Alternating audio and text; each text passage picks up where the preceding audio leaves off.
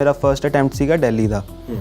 ਉਹਦੇ 'ਚ ਮੇਰਾ ਮੇਨਸ ਨਹੀਂ ਕਲੀਅਰ ਹੋਇਆ ਕਿ ਉਸ ਤੋਂ ਬਾਅਦ ਅਗਲਾ ਦਿੱਲੀ ਦਾ ਮੇਨਸ ਵਿਦਿਨ 2 ਜਾਂ 3 ਮੰਥਸ ਹੋ ਗਿਆ ਸੀ, ਤਾਂ ਉਸ 'ਚ ਵੀ ਮੇਰਾ ਪ੍ਰੀ ਕਲਿਮਸ ਕਲੀਅਰ ਹੋ ਗਿਆ but still I couldn't clear mains. ਫਿਰ ਉਸ ਤੋਂ ਬਾਅਦ ਇਮੀਡੀਏਟਲੀ 3 ਮਹੀਨੇ ਬਾਅਦ ਜਾਂ 1.5 ਜਾਂ 2 ਮਹੀਨੇ ਬਾਅਦ ਹਰਿਆਣੇ ਦਾ ਮੇਨ ਸੀਗਾ ਪਿਛਲਾ ਅਟੈਂਪਟ, ਤਾਂ ਉਹ ਵੀ ਨਹੀਂ ਹੋਇਆ। ਤਾਂ ਉਸ ਤੋਂ ਬਾਅਦ ਮੈਂ ਕਾਫੀ ਡਿਸਅਪੋਇੰਟਡ ਜਾਂ ਡਿਸਹਾਰਟਨ ਲਗਾ ਲਓ ਸੀਗਾ ਕਿ ਜਿਹੜਾ ਆਪਣਾ ਇਹ ਮੇਨਸ ਦੇ ਐਗਜ਼ਾਮੀਨੇਸ਼ਨ ਹੈ ਕੋਈ ਸੁਪਰ ਨੈਚੁਰਲ ਹਿਊਮਨ ਬੀਇੰਗਸ ਨਹੀਂ ਹੁੰਦੇ ਕਿ ਉਹ ਆਉਂਦੇ ਉੱਪਰੋਂ ਹੀ ਕਲੀਅਰ ਕਰ ਸਕਦੇ, ਆਪਣੇ ਵੱਸ ਦੀ ਗੱਲ ਨਹੀਂ ਗੀ। ਬਟ ਸਟਿਲ ਮੈਂ ਨਾ ਕਦੇ ਆਪਦੇ ਤੇ ਭਰੋਸਾ ਕਰਨਾ ਨਹੀਂ ਛੱਡਿਆ ਸੀ ਕਿ ਅਗਰ ਮੈਂ ਲਾਈਫ 'ਚ ਇੰਨੀ ਅੱਗੇ ਆ ਗਿਆ ਤਾਂ ਥੋੜ੍ਹਾ ਜਿਹਾ ਮਿਹਨਤ ਹੋਰ ਹੈ, ਥੋੜ੍ਹੀ ਜਿਹੀ ਇੰਪਰੂਵਮੈਂਟ ਦੇਖਣ ਦੀ ਲੋੜ ਹੈ, ਕਰ ਲੂੰਗਾ। ਪੰਜਾਬ 'ਚ ਥੋੜ੍ਹੀ ਜਿਹੀ ਮਤਲਬ ਚੈਕਿੰਗ ਸਟ੍ਰਿਕਟ ਹੋਈ ਅਤੇ ਥੋੜ੍ਹਾ ਜਿਹਾ ਸਬਬ ਨਹੀਂ ਬਣਿਆ ਕਿ ਮੇਰਾ 5 ਨੰਬਰਾਂ ਨਾਲ ਮੇਨਸ ਰਹਿ ਗਿਆ। ਫਿਰ ਉਸ ਟਾਈਮ ਕੀ ਹੋਇਆ ਕਿ ਮੇਰੇ ਕਾਫੀ ਫਰੈਂਡਸ ਸੀਗੇ ਜਿਨ੍ਹਾਂ ਦਾ ਹੋ ਗਿਆ ਜਾਂ ਜਿਨ੍ਹਾਂ ਦਾ ਨਹੀਂ ਹੋਇਆ, ਬਟ ਸਟਿਲ ਮੈਨੂੰ ਉਦੋਂ ਲੱਗਿਆ ਕਿ ਹੁਣ ਤਾਂ ਮੈਂ ਬਹੁਤ ਹੀ ਜ਼ਿਆਦਾ ਨੇੜੇ ਹਾਂ। ਮੈਂ ਕਦੇ ਉਸ ਚੀਜ਼ ਨੂੰ ਨੈਗੇਟਿਵ ਨਹੀਂ ਲਿੱਤਾ ਕਿ ਜਦੋਂ ਮੈਂ ਇੰਨੇ ਮੇਨਸ ਕਲੀਅਰ ਕਰ ਲਏ, 2 ਮੇਨਸ ਕਲੀਅਰ ਕਰ ਲਏ, ਇੱਕ ਦੇ ਬਹੁਤ ਨਜ਼ਦੀਕ ਹੈ, ਤਾਂ ਅਗਲੇ ਅਟੈਂਪਟ 'ਚ ਮੈਂ ਕੋਈ ਨਾ ਕੋਈ ਤਾਂ ਕਲੀਅਰ ਕਰ ਹੀ ਲੂੰਗਾ ਐਗਜ਼ਾਮ। ਮੇਰੀ ਜੌਬ ਵੀ ਲੱਗ ਗਈ ਸੀ honourable supreme court of India ਦੇ ਵਿੱਚ। ਉੱਥੇ ਵੀ ਮੈਂ 4 ਮਹੀਨੇ ਕੰਮ ਕੀਤਾ। ਉਸ ਦੌਰਾਨ ਮੇਰੀ ਅਸਿਸਟੈਂਟ ਲੀਗਲ ਆਫਿਸਰ ਦੀ ਵੀ ਜੌਬ ਲੱਗ ਗਈ ਸੀਗੀ ਪੰਜਾਬ ਪੁਲਿਸ। ਹਰਿਆਣਾ ਦਾ ਪ੍ਰੀਲਿਮਸ ਆਇਆ, ਬਹੁਤ ਘੱਟ ਪੜ੍ਹਾਈ ਕਰ ਪਾਇਆ। ਦੈਨ ਮੇਨਸ ਆਇਆ, ਮੇਨਸ ਲਈ ਅਟੈਂਪਟ ਦਿੱਤਾ, ਚਲੋ ਉਹੀ ਫੋਰਚੂਨੇਟਲੀ ਕਿ ਸਾਰਾ ਕੁਝ ਗੁੱਡ ਹੋ ਗਿਆ ਅਤੇ ਅਲਟੀਮੇਟਲੀ ਸਿਲੈਕਸ਼ਨ ਵੀ ਹੋ ਗਈ ਹਰਿਆਣਾ 'ਚ। ਕਦੇ ਇਸ ਤਰ੍ਹਾਂ ਦਾ ਹੋਇਆ ਜਿਵੇਂ ਤੁਸੀਂ ਜ਼ਿਕਰ ਕੀਤਾ ਕੋਈ ਇਹੋ ਜਿਹਾ ਪੀਰੀਅਡ ਹੋਵੇ ਨਹੀਂ ਯਾਰ ਹੁਣ ਜੱਜ ਬਣਨ ਦਾ ਸੁਪਨਾ ਛੱਡ ਦਈਏ, ਕੁਝ ਹੋਰ ਦੇਖ ਲੈਂਦੇ? ਫਸਟ ਟਾਈਮ ਜਦੋਂ ਦਿੱਲੀ ਦਾ ਮੇਨਸ ਦਾ ਰਿਜ਼ਲਟ ਆਇਆ, ਕਿਉਂਕਿ ਉਹ ਫਸਟ ਫੇਲੀਅਰ ਸੀ ਲਾਈਫ ਦਾ ਜੋ ਆਪਾਂ ਦੇਖਦੇ ਹਾਂ ਨਾ, ਤਾਂ ਇੰਨਾ ਕੁ ਡਿਸਹਾਰਟਨਿੰਗ ਸੀਗਾ। ਮੈਨੂੰ ਇਹ ਹੋ ਗਿਆ ਸੀ ਕਿ ਯਾਰ ਤਿਆਰੀ ਛੱਡਦੇ ਹਾਂ ਕਿਉਂਕਿ ਇੰਨਾ ਪੜ੍ਹ ਕੇ ਵੀ ਕੁਛ ਨਹੀਂ ਬਣਿਆ ਅਤੇ ਨੰਬਰ ਇੰਨੇ ਘੱਟ ਆ ਗਏ ਅਤੇ ਹੁਣ ਆਪਣੇ ਤੋਂ ਹੋਰ ਹੋਣਾ ਨਹੀਂ ਗਾ। ਕਿ ਮੈਂ ਤਿਆਰੀ ਨਹੀਂ ਛੱਡ ਪਾਉਂਦਾ ਸੀਗਾ ਜਾਂ ਤਿਆਰੀ ਛੱਡਣ ਲੱਗਦਾ ਮੇਰਾ ਐਗਜ਼ਾਮਸ ਕਲੀਅਰ ਹੋਣ ਲੱਗ ਜਾਂਦੇ ਸੀ। ਜਦੋਂ ਮੈਂ ਰਾਜਸਥਾਨ ਦਾ ਇਸ ਅਟੈਂਪਟ ਇਸ ਮਾਈਂਡ ਸੈਟ ਨਾਲ ਲਿੱਤਾ ਸੀ ਚਲੋ ਦੇ ਆਉਂਦੇ, ਬਟ ਉਹਦਾ ਮੇਨਸ ਕਲੀਅਰ ਹੋ ਗਿਆ।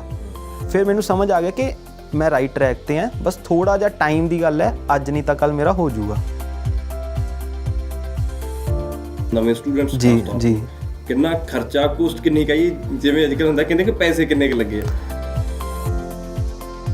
ਕਹਿੰਦੇ ਕਿ ਪੈਸੇ ਦਿੱਤੇ ਔਰ ਉਸ ਤੋਂ ਬਾਅਦ ਸਿਲੈਕਸ਼ਨ ਹੋ ਗਈ, ਕੋਈ ਰਿਸ਼ਵਤ ਵਾਲੀ ਗੇਮ ਹੈਗੀ ਇਹਦੇ ਵਿੱਚ ਜਾਂ ਤੁਸੀਂ ਵੀ ਕੋਈ ਇਹੋ ਜਿਹਾ ਚਾਂਸ ਹੋਵੇ ਕਿ ਆਫਰ ਹੋਇਆ ਹੋਵੇ ਅਜੇ ਇੰਨੇ ਪੈਸੇ ਲੱਗਣਗੇ ਕੋਈ ਨਹੀਂ ਤੁਹਾਡੀ ਸਿਲੈਕਸ਼ਨ ਹੋ ਜੂਗੀ? ਹਜੇ ਵੀ ਸਾਨੂੰ ਐਂ ਲੱਗਦਾ ਕਿ ਕਦੇ ਕਦੇ ਯਾਰ ਬਣ ਗਏ, ਯਾਰ ਸੱਚੀ ਬਣ ਗਏ ਯਾਰ, ਤਾਂ ਅੱਛਾ ਹਜੇ ਵੀ ਇਹ ਮਹਿਸੂਸ ਹੁੰਦਾ ਵੀ ਸੱਚੀ ਆਪਾਂ ਜੱਜ ਬਣ ਗਏ। ਕਦੇ ਕਦੇ ਤਾਂ ਕੋਈ ਕਹਿ ਦਿੰਦਾ ਨਾ ਤੁਹਾਡੀ ਤੁਸੀਂ ਕੀ ਕਰਦੇ ਹੋ, ਐਂ ਕਹਿਣਾ ਪੈ ਜਾਂਦਾ, ਕਈ ਵਾਰੀ ਅੰਦਰੋਂ ਨਹੀਂ ਆਉਂਦਾ ਯਾਰ ਹਰਿਆਣਾ 'ਚ ਨਾ ਯਾਰ ਜੌਬ ਲੱਗੀ ਹੈ। ਤੋ ਅੰਦਰੋਂ ਇੰਨਾ ਕੌਨਫੀਡੈਂਸ ਹਜੇ ਵੀ ਨਹੀਂ ਆਉਂਦਾ ਕਹਿੰਦਾ ਕਿ that we are now judicial magistrates. ਕੋਈ ਇੱਦਾਂ ਦਾ ਕਿੱਸਾ ਮੈਨੂੰ ਦੱਸ ਸਕਦੇ ਹੋ ਜਿਸ ਸਮੇਂ ਤੁਸੀਂ ਫੇਲਿਅਰ ਆਇਆ ਜ਼ਿੰਦਗੀ ਦੇ ਵਿੱਚ, ਬਹੁਤ ਹਤਾਸ਼ ਹੋ ਗਏ ਹੋ, ਨਿਰਾਸ਼ ਹੋ ਗਏ ਹੋ ਜੀ, ਇਸ ਤਰ੍ਹਾਂ ਦਾ ਕੁਝ, ਜਾਂ ਕੋਈ ਇਹੋ ਜਿਹੀ ਫਿਰ ਉਸ ਤੋਂ ਬਾਅਦ ਕੋਈ ਪੋਜ਼ਿਟਿਵ ਵਾਈਬਸ ਆਈਆਂ ਹੋਣ ਕਿ ਦੁਬਾਰਾ ਫਿਰ ਉੱਠ ਖੜੇ ਹੋਣ? ਇੱਕ ਬੁੱਕ ਹੈਗੀ ਹੈ ਦ ਆਟੋਬਾਇਓਗ੍ਰਾਫੀ ਆਫ ਅ ਯੋਗੀ, ਠੀਕ ਹੈ, ਉਹ ਬਹੁਤ ਲਰਨਡ ਪਰਸਨ ਨੇ ਲਿਖੀ ਹੋਈ ਹੈ। ਤਾਂ ਉਹਨਾਂ ਨੇ ਨਾ ਮੈਡੀਟੇਸ਼ਨ ਲਈ ਇੰਟਰੋਡਿਊਸ ਕੀਤਾ ਕਿ ਆਪਾਂ ਜੋ ਵੀ ਅਚੀਵ ਕਰਦੇ ਹਾਂ ਉਸ ਪਰਮਾਤਮਾ ਲਈ ਉਹ ਬਹੁਤ ਛੋਟੀ ਚੀਜ਼ਾਂ ਹੈ। ਅਗਰ ਆਪਾਂ ਉਸ ਤੋਂ ਕਹਿੰਦੇ ਹਾਂ ਨਾ ਯਾਰ ਮੈਨੂੰ ਇਹ ਪਰਮਾਤਮਾ ਨੂੰ ਜੱਜ ਬਣਾ ਦੇ, ਤਾਂ ਉਹਦੇ ਲਈ ਤਾਂ ਕੁਛ ਹੈ ਹੀ ਨਹੀਂ। ਤੁਸੀਂ ਮੰਗ ਕੇ ਤਾਂ ਦੇਖੋ, ਸੱਚੇ ਮਨ ਨਾਲ ਮੰਗ ਕੇ ਤਾਂ ਦੇਖੋ। ਉਹ ਤਾਂ ਕਹਿੰਦਾ ਹੋਊਗਾ ਕਿ ਯਾਰ ਤੁਸੀਂ ਘੱਟੋ ਘੱਟ ਇੱਕ ਦੇਸ਼ ਮੰਗ ਲਓ, ਹੈ ਨਾ, ਉਹ ਵੀ ਮੈਂ ਦੇ ਦੂੰਗਾ। ਤੁਸੀਂ ਤਾਂ ਮੰਗ ਹੀ ਕੁਛ ਨਹੀਂ ਰਹੇ। ਮੰਗਦੇ ਰਹੇ ਤੁਸੀਂ? ਹਾਂਜੀ, ਪਰਮਾਤਮਾ ਮੈਨੂੰ ਜੱਜ ਬਣਾ। ਹਾਂਜੀ, ਮੈਂ ਅੱਜ ਵੀ ਬਹੁਤ, ਮੈਂ ਸਵੇਰੇ ਉੱਠ ਕੇ ਡੇਲੀ ਸ਼ੁਕਰ ਕਰਾਨਾ। ਪ੍ਰੋ ਪੰਜਾਬ ਟੀਵੀ ਦੇਖ ਰਹੇ ਹੋ ਤੁਸੀਂ, ਮੈਂ ਹਾਂ ਵਿਕਰਮ ਸਿੰਘ। ਕਹਿੰਦੇ ਕਿ ਜੋ ਮਿਹਨਤ ਕਰਦਾ ਹੈ ਉਸ ਨੂੰ ਮੁਕਾਮ ਹਾਸਲ ਹੁੰਦਾ ਹੈ, ਪਰ ਮਿਹਨਤ ਇਹ ਜ਼ਰੂਰੀ ਨਹੀਂ ਕਿ ਪਹਿਲੀ ਵਾਰ ਹੀ ਤੁਸੀਂ ਕਰੋ ਔਰ ਪਹਿਲੀ ਵਾਰ ਹੀ ਤੁਹਾਡੇ ਸਫਲਤਾ ਹੱਥ ਲੱਗੇ। ਕਈ ਵਾਰ ਕਿਹਾ ਜਾਂਦਾ ਕਿ ਟਰਾਈ ਅਗੇਨ, ਵਾਰ-ਵਾਰ ਮਿਹਨਤ ਕਰਦੇ ਹੋ ਤੁਸੀਂ, ਜਦੋਂ ਹਾਰ ਨਹੀਂ ਮੰਨਦੇ ਤਾਂ ਫਿਰ ਹਾਰ ਹੁੰਦੀ ਨਹੀਂ, ਤੁਹਾਨੂੰ ਜਿੱਤ ਨਸੀਬ ਹੁੰਦੀ ਹੈ। ਇਸੇ ਤਰ੍ਹਾਂ ਦਾ ਇੱਕ ਐਪੀਸੋਡ ਲੈ ਕੇ ਹਾਜ਼ਰ ਹਾਂ। ਮੇਰੇ ਨਾਲ ਪ੍ਰਿਯੰਕ ਗੋਇਲ ਜੀ ਨੇ। ਪੰਜਾਬ ਦਾ ਮੁੰਡਾ, ਮੈਂ ਸਿੱਧੇ ਸ਼ਬਦਾਂ 'ਚ ਕਹਾਂ ਤਾਂ ਹਰਿਆਣੇ ਦੇ ਵਿੱਚ ਜੱਜ ਬਣ ਗਿਆ, ਪਰ ਇਸ ਦੇ ਪਿੱਛੇ, ਇਹਨਾਂ ਦੀ ਸਫਲਤਾ ਦੇ ਪਿੱਛੇ ਮਿਹਨਤ ਕਿੰਨੀ ਹੈ? ਮਿਹਨਤ ਬਹੁਤ ਹੈ, ਜੀ ਜਾਨ ਲਾ ਕੇ ਮਿਹਨਤ ਕੀਤੀ ਹੈ। ਔਰ ਸਾਡੇ ਨਾਲ ਮੌਜੂਦ ਨੇ, ਸਟੂਡੀਓ ਪਹੁੰਚੇ ਨੇ। ਗੋਇਲ ਜੀ, ਬਹੁਤ ਬਹੁਤ ਸਵਾਗਤ ਹੈ ਤੁਹਾਡਾ। ਥੈਂਕ ਯੂ ਜੀ। ਸਭ ਤੋਂ ਪਹਿਲਾਂ ਤਾਂ ਮੈਂ ਜਾਣਨਾ ਚਾਹੂੰਗਾ, ਮੁਬਾਰਕਾਂ ਵੀ ਤੁਹਾਨੂੰ ਬਹੁਤ ਬਹੁਤ। ਥੈਂਕ ਯੂ ਕਿ ਇਹ ਕਹਿ ਸਕਦੇ ਸੀ ਕਿ ਪੰਜਾਬ ਦਾ ਮੁੰਡਾ ਹਰਿਆਣੇ ਦੇ ਵਿੱਚ ਜੱਜ ਲੱਗਿਆ ਜੀ, ਔਰ ਜੁਆਇਨ ਕਰਨ ਜਾ ਰਹੇ ਹੋ ਬਹੁਤ ਜਲਦੀ ਤੁਸੀਂ। ਸਭ ਤੋਂ ਪਹਿਲਾਂ ਮੈਂ ਇਹ ਜਾਣਨਾ ਚਾਹੁੰਦਾ ਕਿ ਬਿਲਡਿੰਗ ਜਦੋਂ ਖੜੀ ਹੁੰਦੀ ਹੈ, ਪਿੱਛੇ ਥੱਲੇ ਨੀਂਹ ਵੀ ਹੁੰਦੀ ਹੈ, ਹੋਰ ਬਹੁਤ ਸਾਰੀਆਂ ਚੀਜ਼ਾਂ ਇੱਟਾਂ ਥੱਲੇ ਲੱਗੀਆਂ ਹੁੰਦੀਆਂ ਜਿਹੜੀਆਂ, ਔਰ ਮਿਹਨਤ ਕਿੰਨੀ ਹੈ, ਸਿੱਧੇ ਜਿਹੇ ਸ਼ਬਦਾਂ 'ਚ ਮੈਂ ਪੁੱਛਾਂ ਤਾਂ ਇਸ ਕਾਮਯਾਬੀ ਦੇ ਪਿੱਛੇ ਕਿੰਨੀ ਕੁ ਮਿਹਨਤ ਹੈ, ਕਿਹਦਾ ਹੱਥ ਹੈ? ਦੇਖੋ, ਮਿਹਨਤ ਤਾਂ ਜਦੋਂ ਆਪਾਂ ਕੋਈ ਚੀਜ਼ ਅਚੀਵ ਕਰਨੀ ਹੁੰਦੀ ਹੈ ਤੇ ਖਾਸ ਕਰਕੇ ਕੰਪੀਟੀਸ਼ਨ ਐਗਜ਼ਾਮਸ ਤਾਂ ਬਹੁਤ ਜ਼ਿਆਦਾ ਲੱਗਦੀ ਹੈ। ਦੂਜਾ ਜਿਹੜਾ ਆਪਣਾ ਸਭ ਤੋਂ ਜ਼ਿਆਦਾ ਸਪੋਰਟ ਹੁੰਦਾ ਉਹ ਆਪਣੇ ਪੇਰੈਂਟਸ ਦਾ ਹੁੰਦਾ, ਆਪਣੀ ਫੈਮਿਲੀ ਦਾ ਹੁੰਦਾ। ਜਿਵੇਂ ਮੇਰੇ ਪੇਰੈਂਟਸ ਨੇ ਮੈਨੂੰ ਕਦੇ ਵੀ ਕੋਈ ਚੀਜ਼ ਮੈਂ ਪਰਸਿਊ ਕਰਨੀ ਹੈ ਕਦੇ ਰੋਕਿਆ ਨਹੀਂ ਗਾ, ਉਹਨਾਂ ਨੇ ਹਮੇਸ਼ਾ ਸਪੋਰਟ ਕੀਤੀ। ਮੇਰੇ ਬ੍ਰਦਰ ਨੇ ਮੈਨੂੰ ਹਮੇਸ਼ਾ ਸਪੋਰਟ ਕੀਤੀ, ਹਾਲਾਂਕਿ ਮੇਰੇ ਤੋਂ ਛੋਟਾ ਹੈ, ਬਟ ਉਹ ਇੱਕ ਇਮੋਸ਼ਨਲ ਸਪੋਰਟ ਸੀ, ਇੱਕ ਫਾਈਨੈਂਸ਼ੀਅਲ ਸਪੋਰਟ ਕਿ ਯਾਰ ਕੋਈ ਨਹੀਂ, ਮੈਂ ਕਰੇ ਹੈਗਾ, ਮੈਂ ਆਪੇ ਦੇਖ ਲੂੰਗਾ, ਤੂੰ ਆਪਦਾ ਪੜ੍ਹਾਈ 'ਤੇ ਧਿਆਨ ਦਿਆ ਕਰ। ਤਾਂ ਦਾਦਾ ਜੀ ਦੀ ਬਹੁਤ ਸਪੋਰਟ ਸੀਗੀ। ਇਸੇ ਤਰ੍ਹਾਂ ਜਰਨੀ ਦੇ ਵਿੱਚ ਇੱਕ ਮੇਰੇ ਭਈਆ ਸੀਗੇ, ਐਡਵੋਕੇਟ ਮੁਨੀਸ਼ ਬਾਂਸਲ, ਉਹਨਾਂ ਨੇ ਮੈਨੂੰ ਲਾਈਫ 'ਚ ਬਹੁਤ ਹੈਲਪ ਆਊਟ ਕੀਤੀ। ਜਦੋਂ ਮੈਂ ਲਾਅ ਕਰਨੀ ਸੀ ਉਹਨਾਂ ਨੇ ਕਿਹਾ ਕਿ ਤੁਸੀਂ ਲਾਅ ਕਰਨੀ ਹੈ, ਫਿਰ ਜਦੋਂ ਤਿਆਰੀ ਕਰਨੀ ਹੈ ਫਿਰ ਉਹਨਾਂ ਨੇ ਪਰਸਿਊ ਕੀਤਾ। ਫਿਰ ਡਿਊਰਿੰਗ ਦਾ ਪ੍ਰਿਪਰੇਸ਼ਨ ਕਾਫੀ ਲੋਕ ਮਿਲਦੇ ਰਹੇ, ਉਹਨਾਂ ਨੇ ਕੁਝ ਹਿੱਸਿਆਂ 'ਚ ਆਪਦਾ ਕੰਟਰੀਬਿਊਸ਼ਨ ਕੀਤਾ ਅਤੇ ਅਲਟੀਮੇਟਲੀ ਪਰਮਾਤਮਾ ਦੀ ਦਇਆ ਨਾਲ ਸਕਸੈਸ ਮਿਲ ਗਿਆ। ਕਿੰਨੀ ਵਾਰ ਕੋਸ਼ਿਸ਼ ਕੀਤੀ ਜਾਂ ਪਹਿਲੀ ਵਾਰ 'ਚ ਕਲੀਅਰ ਕਰ ਗਏ ਸੀ? ਮੈਂ ਪਹਿਲਾਂ ਜ਼ਿਕਰ ਕੀਤਾ ਕਿ ਮਿਹਨਤ ਬਹੁਤ ਕੀਤੀ ਤੁਸੀਂ। ਹਾਂਜੀ, ਨਹੀਂ, ਪਹਿਲੀ ਵਾਰ ਤਾਂ ਨਹੀਂ ਮਿਲਿਆ। ਇਨੀਸ਼ੀਅਲੀ ਕੀ ਹੋਇਆ ਸੀ, ਮੇਰਾ ਫਰਸਟ ਅਟੈਂਪਟ ਸੀਗਾ ਦਿੱਲੀ ਦਾ, ਉਹਦੇ 'ਚ ਮੇਰਾ ਮੇਨਸ ਨਹੀਂ ਕਲੀਅਰ ਹੋਇਆ। ਉਸ ਤੋਂ ਬਾਅਦ ਅਗਲਾ ਦਿੱਲੀ ਦਾ ਮੇਨਸ ਵਿਦਿਨ 2 ਜਾਂ 3 ਮੰਥਸ ਹੋ ਗਿਆ ਸੀ, ਤਾਂ ਉਸ 'ਚ ਵੀ ਮੇਰਾ ਪ੍ਰੀ ਕਲਿਮਸ ਕਲੀਅਰ ਹੋ ਗਿਆ, but still I couldn't clear mains. ਫਿਰ ਉਸ ਤੋਂ ਬਾਅਦ ਇਮੀਡੀਏਟਲੀ 3 ਮਹੀਨੇ ਬਾਅਦ ਜਾਂ 1.5 ਜਾਂ 2 ਮਹੀਨੇ ਬਾਅਦ ਹਰਿਆਣੇ ਦਾ ਮੇਨ ਸੀਗਾ ਪਿਛਲਾ ਅਟੈਂਪਟ, ਤਾਂ ਉਹ ਵੀ ਨਹੀਂ ਹੋਇਆ। ਤਾਂ ਉਸ ਤੋਂ ਬਾਅਦ ਮੈਂ ਕਾਫੀ ਡਿਸਅਪੋਇੰਟਡ ਜਾਂ ਡਿਸਹਾਰਟਨ ਲਗਾ ਲਓ ਸੀਗਾ ਕਿ ਜਿਹੜਾ ਆਪਣਾ ਇਹ ਮੇਨਸ ਦੇ ਐਗਜ਼ਾਮੀਨੇਸ਼ਨ ਹੈ, ਕੋਈ ਸੁਪਰ ਨੈਚੁਰਲ ਹਿਊਮਨ ਬੀਇੰਗਸ ਨਹੀਂ ਹੁੰਦੇ ਕਿ ਉਹ ਆਉਂਦੇ ਉੱਪਰੋਂ ਹੀ ਕਲੀਅਰ ਕਰ ਸਕਦੇ, ਆਪਣੇ ਵੱਸ ਦੀ ਗੱਲ ਨਹੀਂ ਗੀ। ਬਟ ਸਟਿਲ ਮੈਂ ਨਾ ਕਦੇ ਆਪਦੇ 'ਤੇ ਭਰੋਸਾ ਕਰਨਾ ਨਹੀਂ ਛੱਡਿਆ ਸੀ ਕਿ ਅਗਰ ਮੈਂ ਲਾਈਫ 'ਚ ਇੰਨੀ ਅੱਗੇ ਆ ਗਿਆ ਤਾਂ ਥੋੜ੍ਹਾ ਜਿਹਾ ਮਿਹਨਤ ਹੋਰ ਹੈ, ਥੋੜ੍ਹੀ ਜਿਹੀ ਇੰਪਰੂਵਮੈਂਟ ਦੇਖਣ ਦੀ ਲੋੜ ਹੈ, ਕਰ ਲੂੰਗਾ। ਦੈਨ ਮੈਂ ਰਾਜਸਥਾਨ ਦੇ ਲਈ ਅਪੀਅਰ ਹੋਇਆ। ਆਪਦੀ ਮੈਂ ਜੋ ਮੇਰੇ 'ਚ ਕਮੀਆਂ ਸੀਗੀਆਂ, ਜੋ ਮੈਨੂੰ ਲੱਗਿਆ, ਮੈਂ ਉਹਦੇ ਲਈ ਬਹੁਤ ਜ਼ਿਆਦਾ ਹਾਰਡ ਵਰਕ ਕੀਤਾ। ਉਸ ਟਾਈਮ 'ਚ 1.5-2 ਮਹੀਨਾ ਆਪਦੇ 'ਤੇ ਕੰਮ ਕੀਤਾ, ਤਾਂ ਮੇਰਾ ਰਾਜਸਥਾਨ ਦਾ ਪਹਿਲਾ ਮੇਨਸ ਕਲੀਅਰ ਹੋ ਗਿਆ। ਤਾਂ ਮੈਨੂੰ ਸਮਝ ਆ ਗਿਆ ਕਿ ਚਲੋ ਹੁਣ ਆਪਾਂ ਸਹੀ ਜਾ ਰਹੇ ਹਾਂ, ਕਿ ਆਪਣੇ ਐਟਲੀਸਟ ਮੇਨਸ ਕਲੀਅਰ ਹੋਣੇ ਸ਼ੁਰੂ ਹੋ ਗਏ। ਦੈਨ ਮੈਂ ਥੋੜ੍ਹਾ ਜਿਹਾ ਹੋਰ ਐਫਰਟ ਲਗਾ ਕੇ ਦਿੱਲੀ ਦਾ ਦਿੱਤਾ, ਉਹਦਾ ਵੀ ਮੇਰਾ ਮੇਨਸ ਕਲੀਅਰ ਹੋ ਗਿਆ। ਫਿਰ ਪੰਜਾਬ ਦਾ ਸੀ, ਕਿਉਂਕਿ ਫਸਟ ਟਾਈਮ ਸਾਰਿਆਂ ਦਾ ਜਿਹੜਾ ਵੀ ਆਪਣੇ ਹੋਮ ਸਟੇਟ ਦਾ ਹੁੰਦਾ ਉਹਨਾਂ ਦਾ ਹੁੰਦਾ ਕਿ ਆਪਣੇ ਖੁਦ ਦੇ ਸਟੇਟ 'ਚ ਆਪਾਂ ਲੱਗੀ ਹੈ ਨਾ, ਅਤੇ ਉਹੀ ਪੈਸ਼ਨ ਨਾਲ ਆਪਾਂ ਕੰਪੀਟੀਸ਼ਨ 'ਚ ਵੀ ਆਉਣਾ ਕਿ ਪੰਜਾਬ 'ਚ ਲੱਗਣਾ ਹੁੰਦਾ। ਦੈਨ ਕੀ ਹੋਇਆ ਕਿ ਪੰਜਾਬ 'ਚ ਥੋੜ੍ਹੀ ਜਿਹੀ ਮਤਲਬ ਚੈਕਿੰਗ ਸਟ੍ਰਿਕਟ ਹੋਈ ਅਤੇ ਥੋੜ੍ਹਾ ਜਿਹਾ ਸਬਬ ਨਹੀਂ ਬਣਿਆ ਕਿ ਮੇਰਾ 5 ਨੰਬਰਾਂ ਨਾਲ ਮੇਨਸ ਰਹਿ ਗਿਆ। ਫਿਰ ਉਸ ਟਾਈਮ ਕੀ ਹੋਇਆ ਕਿ ਮੇਰੇ ਕਾਫੀ ਫਰੈਂਡਸ ਸੀਗੇ ਜਿਨ੍ਹਾਂ ਦਾ ਹੋ ਗਿਆ ਜਾਂ ਜਿਨ੍ਹਾਂ ਦਾ ਨਹੀਂ ਹੋਇਆ, ਬਟ ਸਟਿਲ ਮੈਨੂੰ ਉਦੋਂ ਲੱਗਿਆ ਕਿ ਹੁਣ ਤਾਂ ਮੈਂ ਬਹੁਤ ਹੀ ਜ਼ਿਆਦਾ ਨੇੜੇ ਹਾਂ। ਮੈਂ ਕਦੇ ਉਸ ਚੀਜ਼ ਨੂੰ ਨੈਗੇਟਿਵ ਨਹੀਂ ਲਿੱਤਾ ਕਿ ਜਦੋਂ ਮੈਂ ਇੰਨੇ ਮੇਨਸ ਕਲੀਅਰ ਕਰ ਲਏ, 2 ਮੇਨਸ ਕਲੀਅਰ ਕਰ ਲਏ, ਇੱਕ ਦੇ ਬਹੁਤ ਨਜ਼ਦੀਕ ਹੈ, ਤਾਂ ਅਗਲੇ ਟਾਈਮ 'ਚ ਮੈਂ ਕੋਈ ਨਾ ਕੋਈ ਤਾਂ ਕਲੀਅਰ ਕਰ ਹੀ ਲੂੰਗਾ ਐਗਜ਼ਾਮ। ਫਿਰ ਕੀ ਹੋਇਆ, ਜੋ ਕਰੋਨਾ ਦੇ ਦੌਰਾਨ ਕਰੋਨਾ ਆ ਗਿਆ ਸੀਗਾ 2020 'ਚ ਮਾਰਚ 'ਚ, ਤਾਂ ਉਦੋਂ ਮੇਰੇ ਕੋਲ ਸਕੋਪ ਸੀਗਾ ਇੰਪਰੂਵਮੈਂਟ ਕਰਨ ਦਾ। ਤਾਂ ਮੈਂ ਬਹੁਤ ਚੀਜ਼ਾਂ 'ਤੇ ਕੰਮ ਕੀਤਾ। ਉਦੋਂ ਮੈਂ ਨਹੀਂ ਗਾ ਕਿ ਹੋ ਗਿਆ ਸੀ ਕਿ ਚਲੋ ਤਿਆਰੀ ਤਾਂ ਹੋ ਗਈ ਆ, ਹੁਣ ਨਹੀਂ ਕੁਛ ਕਰਨਾ। ਉਸ ਦੌਰਾਨ ਮੇਰਾ ਏਮ ਸੀਗਾ ਕਿ ਜਿੰਨਾ ਇੰਪਰੂਵ ਕਰ ਸਕਦਾ, ਜਿੰਨਾ ਟਾਈਮ ਮੇਰੇ ਕੋਲ ਹੈਗਾ, ਮੈਂ ਓਨਾ ਕਰਨਾ ਚਾਹੁੰਦਾ। ਉਸ 'ਚ ਮੇਰੀ ਜੌਬ ਵੀ ਲੱਗ ਗਈ ਸੀ honourable supreme court of India ਦੇ ਵਿੱਚ। ਉੱਥੇ ਵੀ ਮੈਂ 4 ਮਹੀਨੇ ਕੰਮ ਕੀਤਾ। ਉਸ ਦੌਰਾਨ ਮੇਰੀ ਅਸਿਸਟੈਂਟ ਲੀਗਲ ਆਫਿਸਰ ਦੀ ਵੀ ਜੌਬ ਲੱਗ ਗਈ ਸੀਗੀ ਪੰਜਾਬ ਪੁਲਿਸ। ਉਹਦੀ ਜੁਆਇਨਿੰਗ ਨਹੀਂ ਆਈ ਹਜੇ, ਬਟ ਉਸ ਛੋਟੇ ਅਚੀਵਮੈਂਟਸ ਨੇ ਇੰਨਾ ਕੌਨਫੀਡੈਂਸ ਦੇਤਾ ਸੀਗਾ ਕਿ ਤੁਸੀਂ ਅੱਜ ਨਹੀਂ ਤਾਂ ਕੱਲ੍ਹ ਲੱਗ ਜਾਓਗੇ।